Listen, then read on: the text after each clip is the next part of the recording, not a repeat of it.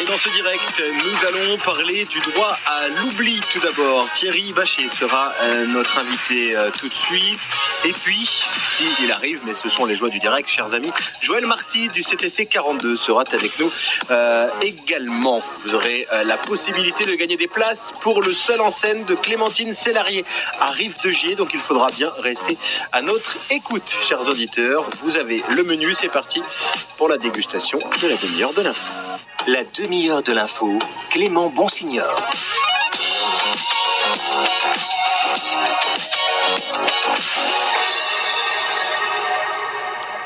Et oui, donc c'est parti pour cette demi-heure de l'info. Thierry Bachet, bonjour. Bonjour Clément, comment allez-vous ? Eh bien écoutez, ça va très bien, merci beaucoup. Vous aussi ? Oh, ça va, oui. Bon, après des périodes plus difficiles, là, ça va très bien. Et oui, puisqu'on va expliquer à nos auditeurs que vous êtes un ancien malade en rémission d'un cancer, et c'est pour ça que vous êtes venu nous parler du droit à l'oubli, puisque c'est un peu sur votre initiative qu'on en a parlé au Parlement. On va expliquer tout ça. D'abord, Thierry Bachet, qu'est-ce que c'est que le droit à l'oubli ? Alors, le droit à l'oubli, c'est assez facile à comprendre. C'est en fait, chaque fois qu'on souscrit un crédit, on est obligé de passer par une assurance du crédit.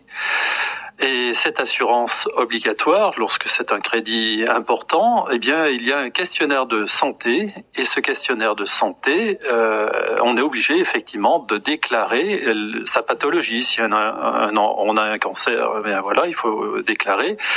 Si on a par exemple une hépatite C également, et puis toutes les affections de longue durée, il faut également les déclarer. C'est une obligation.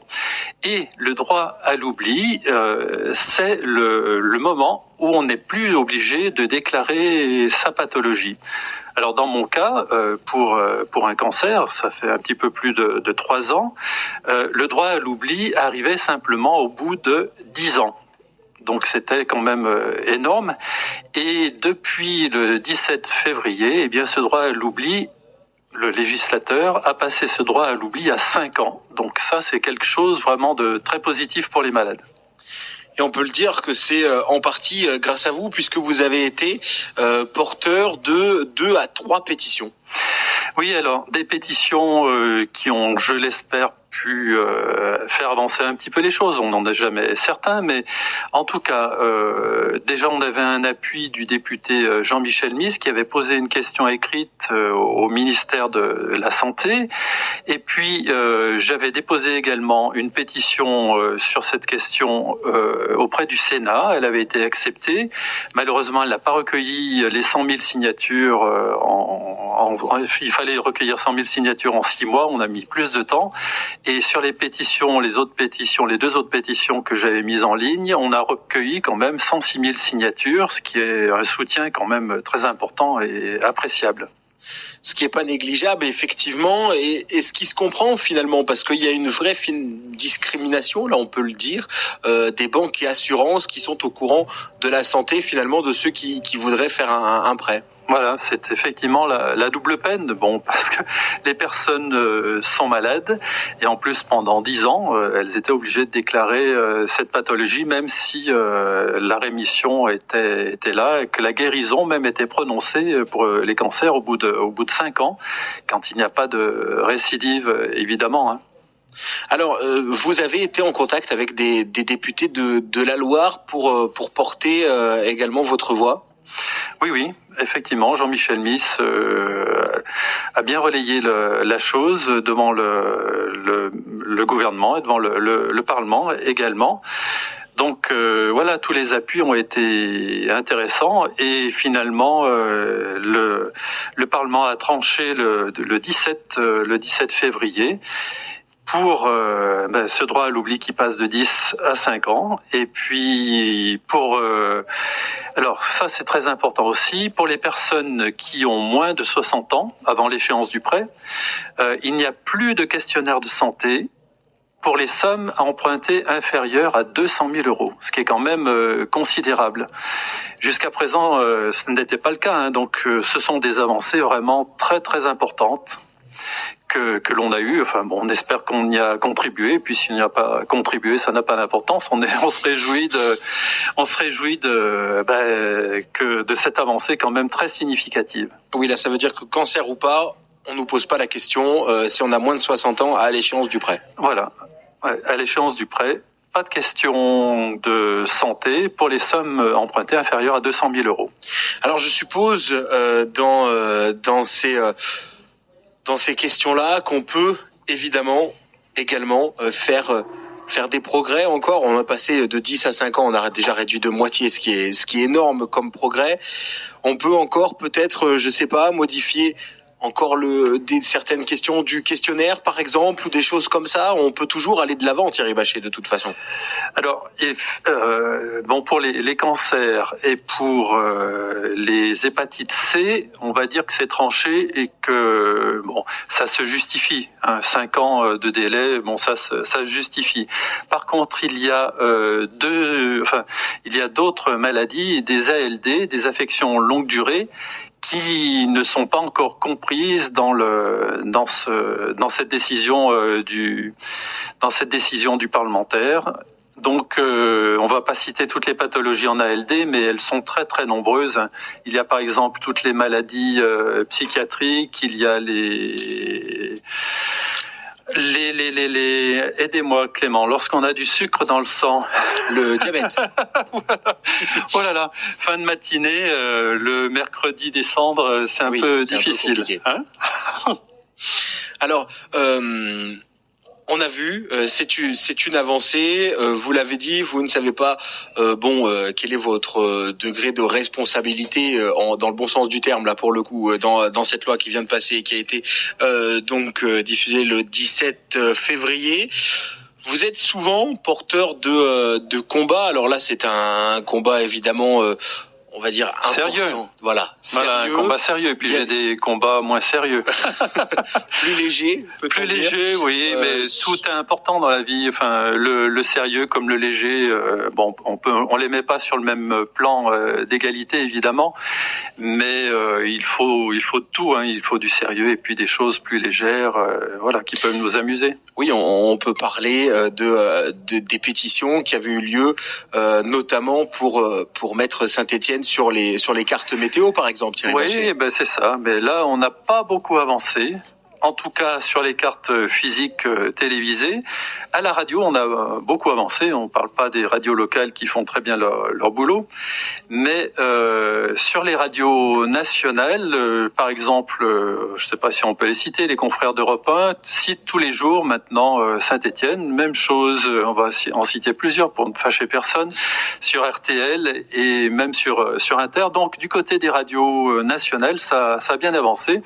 Du côté, par contre, des télés nationales, on s'aperçoit que il est parfois plus facile de faire passer une chose sérieuse comme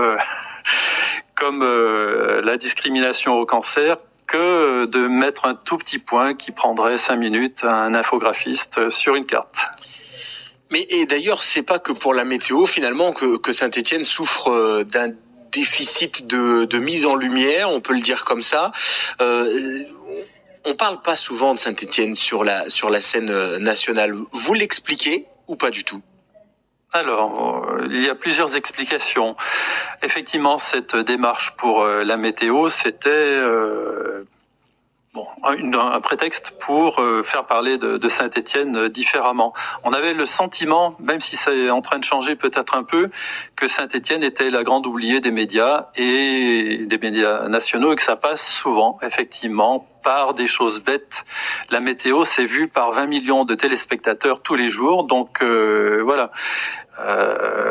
Quand l'information est donnée ou quand l'information est visible pour 20 millions de téléspectateurs, petit à petit, on se dit tiens, qu'est-ce que c'est que ce point ? Bah oui, c'est en dessous de Lyon, en dessous de Clermont, voilà. Et puis il y a une question de légitimité puisque on fait partie des 22 métropoles nationales. et que nous sommes la 13e ville de France sur la carte.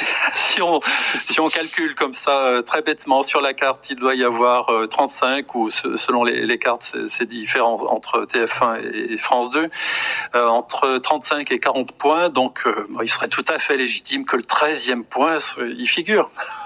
Voilà, on est effectivement bien d'accord. Et comme on le disait, c'est vrai que même en termes d'actualité, Saint-Étienne est souvent relégué au rang des oubliés, on peut le dire. Pourquoi donc? Est-ce qu'à Saint-Étienne on a beaucoup pourtant de choses dont on peut être fier? Est-ce qu'on est justement trop modeste? C'est ça. Les Stéphanois, j'en fais partie. Les Stéphanois ont des scrupules à dire que c'est bien chez nous. Ils dévalorisent plutôt eux-mêmes l'image de la ville. Et là, je regardais l'autre jour une interview qui était sur Canal+ du gardien de l'ASS, qui disait tout ce qu'on m'avait dit sur Saint-Étienne, voilà, tu verras, il y a un cinéma, un bowling, et puis c'est à peu près tout. Il a dit mais pas du tout, c'est une belle ville, c'est incroyable. Enfin voilà, il a déclaré ça à Canal+ et j'ai trouvé ça sympa. Et c'est vrai que les meilleurs ambassadeurs de Saint-Étienne sont rarement stéphanois. Alors, il y a évidemment des exceptions, mais toutes les personnes qui viennent de l'extérieur de Saint-Étienne et qui découvrent la ville, finalement sont assez conquis. Ah bah oui, comme finalement ils ont entendu dire que c'était moche, qu'il y avait rien qui se passait. Quand ils arrivent, forcément, ils sont agréablement surpris. Thierry Bachy, on arrive à la fin de notre entretien. Peut-être justement parler de vos projets pour 2022, d'autres combats à mener. Alors, combats ou d'autres petits... Voilà, exactement. Alors, pour l'image de Saint-Étienne, on a réussi aussi à faire avec une collègue couturière, Maraval Couture, qui est derrière la cathédrale Saint-Charles, à faire une mascotte pour le département de la Loire et pour Saint-Étienne. Cette mascotte existe, elle a fait ses 2 apparitions déjà, et on est très content parce que là aussi, pour les enfants, c'est ça fonctionne à tous les coups. Ils s'approchent de la mascotte, ils sont heureux de se prendre en photo. Enfin voilà. Donc pour l'image de Saint-Étienne, il y a ça. Et puis j'ai rien d'autre en tête pour le moment. Bon, on va essayer toujours de batailler pour la météo, mais on va peut-être y arriver un jour ou l'autre. En tout cas, on vous envoie tout notre soutien, nous ici à RCF Saint-Étienne. Merci beaucoup Thierry Bachy d'avoir été avec nous pour parler évidemment de ce droit à l'oubli surtout, et puis des cartes météo où on espère que Saint-Étienne apparaîtra bientôt. Merci Clément. Et puis dans un instant, vous retrouverez la suite de la demi-heure de l'info. Chers auditeurs, vous aurez la possibilité également de remporter une place, 2 places d'ailleurs, pour le seul en scène de Clémentine Célarié.